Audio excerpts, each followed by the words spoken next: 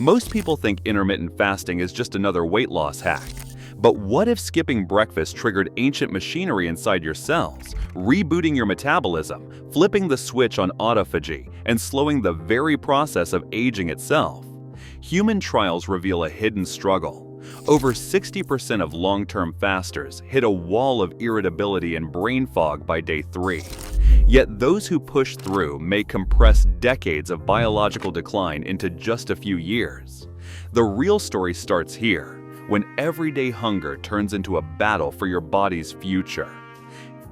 Day 1 begins with a quiet ache that settles behind the eyes, a gnawing emptiness in the stomach, and a mind that drifts from task to task. By mid-afternoon, the hunger isn't just physical, it's mental, a steady pulse of distraction. For many, sleep that night is shallow. The body, used to a steady drip of glucose, now searches for fuel it can't find. On day 2, the world feels sharper and somehow more distant. Caffeine barely dents the fatigue. Every small annoyance, a slow computer or a missed text, sparks irritation. Headaches throb behind the temples. In one survey, over half of new fasters reported mood swings and headaches in the first 48 hours. The brain fog rolls in, thick and stubborn. For some, it's a struggle to remember simple words. Others find themselves snapping at coworkers or drifting through meetings, barely present. By day 3, the irritability peaks. More than 60% of people in early fasting trials describe a short fuse and a sense of being on edge. The body's reserves of stored sugar are nearly gone, but the metabolic switch to burning fat and making ketones hasn't fully kicked in. Hunger comes in waves, sometimes sharp, sometimes dull, and each one tests resolve. Social media diaries are full of confessions, nearly quitting, arguments at home, even thoughts of giving up entirely. Day 4 dawns with a strange sense of detachment. The hunger is still there, but it's become familiar, almost background noise. Some report a faint taste of metal, others a jittery energy that makes it hard to sit still.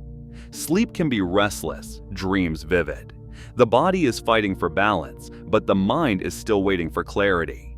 For anyone starting intermittent fasting, these first 4 days are a gauntlet, less a test of willpower than a negotiation between ancient biology and modern routine. Each hour is a reminder that adaptation doesn't come easy. Glucose and ketone levels tell a story the mind cannot always explain.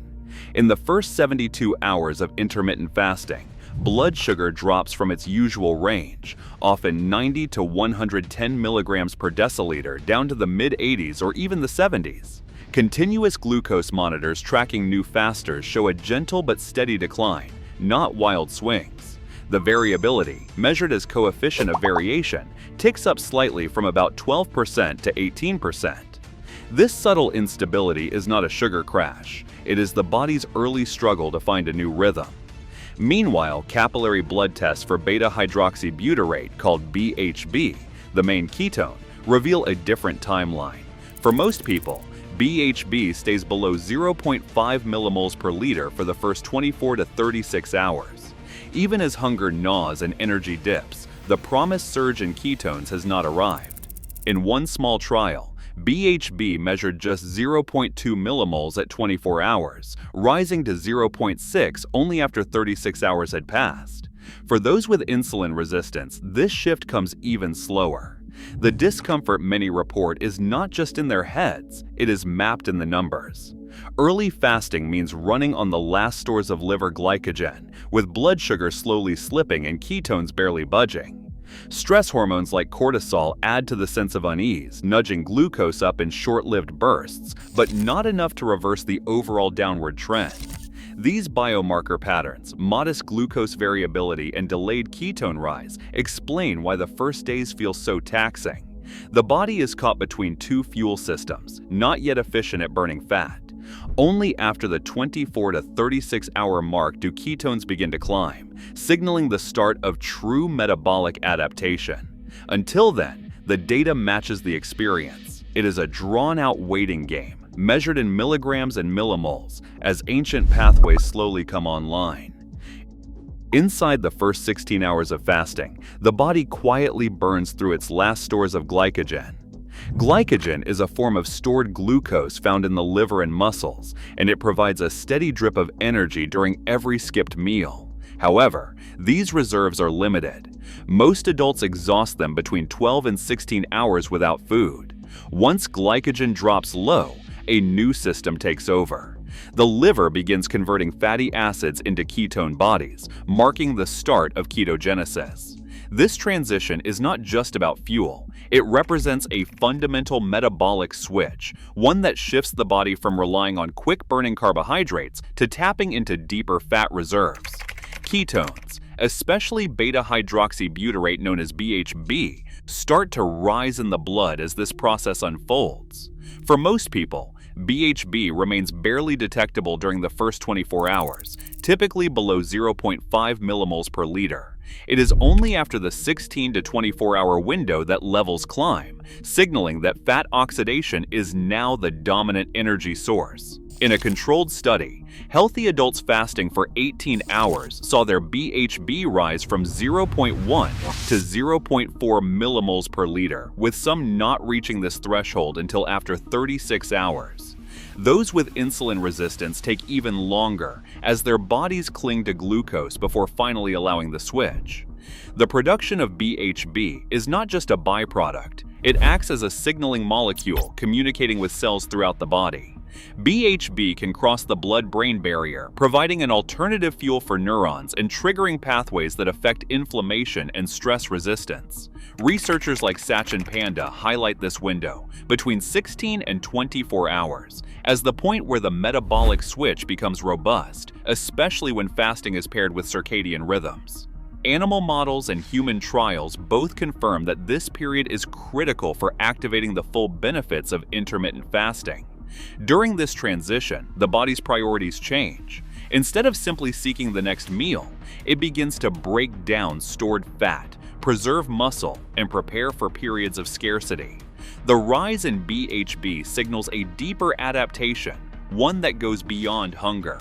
It is the body's way of rewriting its own rules, setting the stage for the cellular cleanup processes that come next. The metabolic switch is the first domino. Glycogen drops, ketones rise, and a new biological program begins to unfold. Inside every human cell, a silent process unfolds when food is scarce. After about 16 hours without calories, the body's nutrient sensors, AMPK, mTOR, and sirtuins begin to recalibrate. AMPK detects low energy and flips on the cellular economy mode. mTOR, a master growth switch, dials down protein synthesis and cell division. Sirtuins, powered by rising NAD+ levels, activate DNA repair and stress resistance. The combined effect is a shift from building and storing to cleaning and recycling. This is where autophagy takes center stage. The term means self-eating, but it is less about destruction and more about renewal. In 2016, Yoshinori Ohsumi received the Nobel Prize for uncovering how cells form autophagosums, tiny sacs that engulf damaged proteins, malfunctioning mitochondria, and cellular debris. These vesicles merge with lysosomes, where their contents are broken down and repurposed.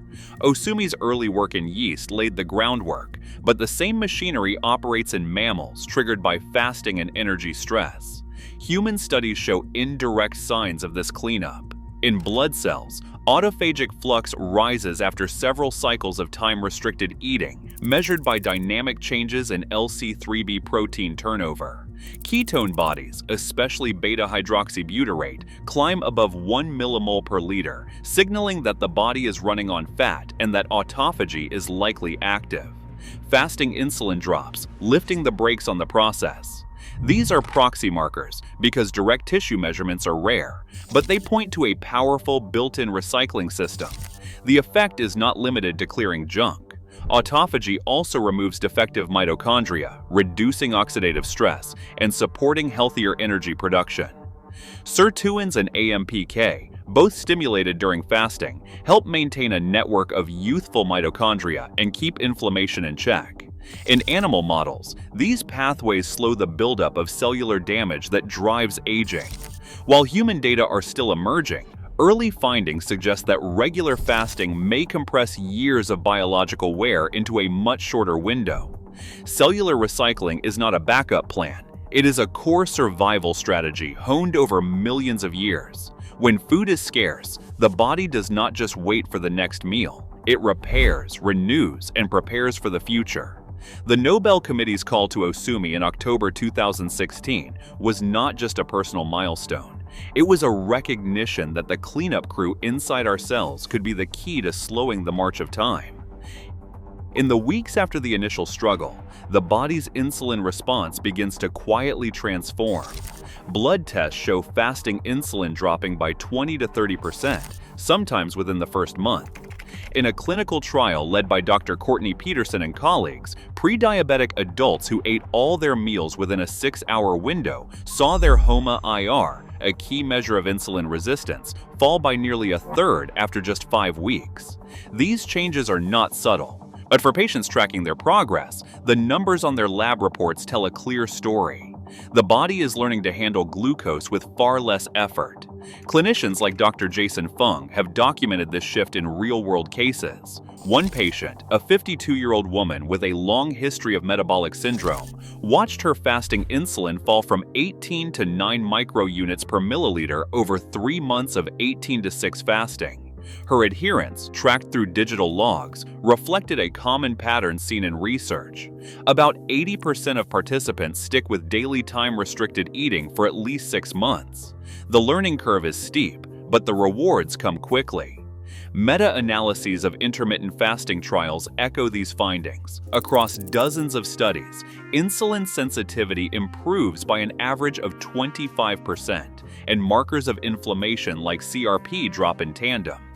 The adaptation is not just metabolic, it is behavioral.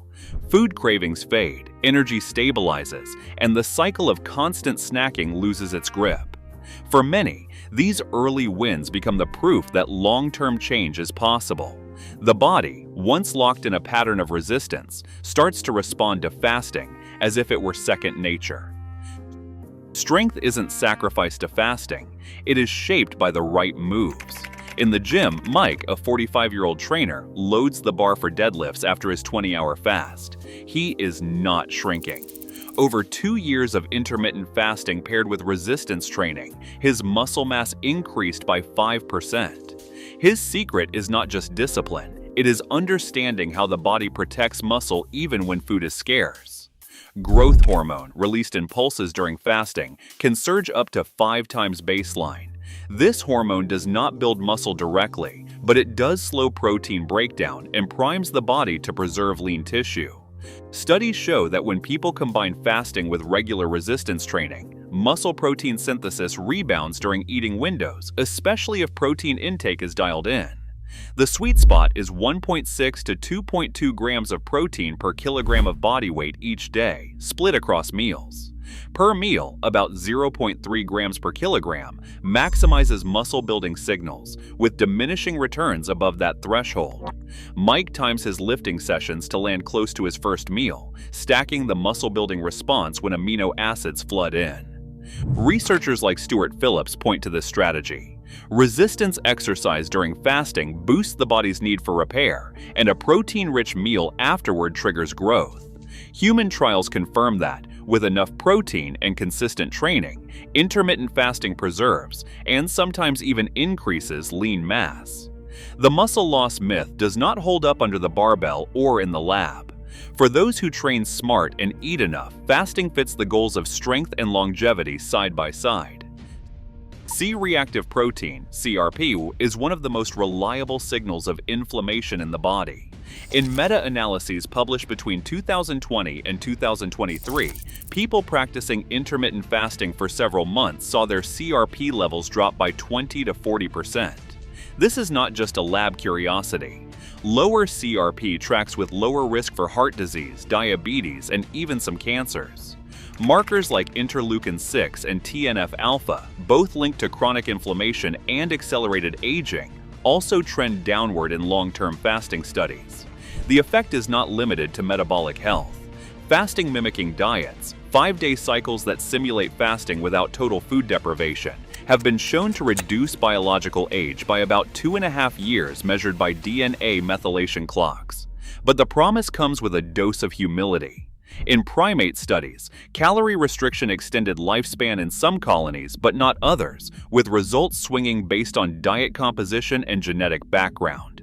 Human trials consistently show improvements in health span, meaning years lived without disease, but the jury is still out on whether intermittent fasting adds decades to life. What is clear is that inflammation, a driver of aging, becomes quieter with each cycle, and the body's molecular clocks start to tick a little slower. Intermittent fasting isn't one size fits all. The most common schedule is the 16-hour fast followed by an 8-hour eating window. Some people prefer an 18-hour fast with a 6-hour eating window, a 20-hour fast with a 4-hour eating window, or occasional 24-hour fasts. Studies tracking adherence show that about 80 to 90% of people maintain a 16-hour fast, 8-hour eating routine for at least 6 months, making it the most sustainable option for most adults. But not everyone should fast. Medical guidelines advise against intermittent fasting for anyone who is pregnant or nursing, who is underweight, who is younger than 18, who is frail, or who has a history of eating disorders. Insulin-dependent diabetics need close supervision because fasting can dramatically alter blood sugar and medication needs. For those starting out, a gradual transition works best. Begin with a 12-hour overnight fast and extend it by an hour or two each week. Hydration is essential, and adding electrolytes can help prevent headaches and fatigue. Experts like Dr. Sachin Panda and Dr. Walter Longo recommend tracking key markers such as fasting insulin, CRP, and body composition. Use tools like continuous glucose monitors or DEXA scans when possible. Evidence from human trials by Sutton, Varady, and Longo supports these protocols, while animal studies and reviews fill in the longer-term picture. For clinical guidance, reach out to specialists in metabolic health or longevity clinics, and always consult a healthcare provider before making major changes. Informed choices and careful tracking are what turn fasting from a trend into a safe, evidence-based practice. Modern life rarely gives our cells time to repair. Yet today, clinical evidence shows intermittent fasting can flip dormant switches, slowing inflammation, preserving muscle, and recalibrating aging from the inside out.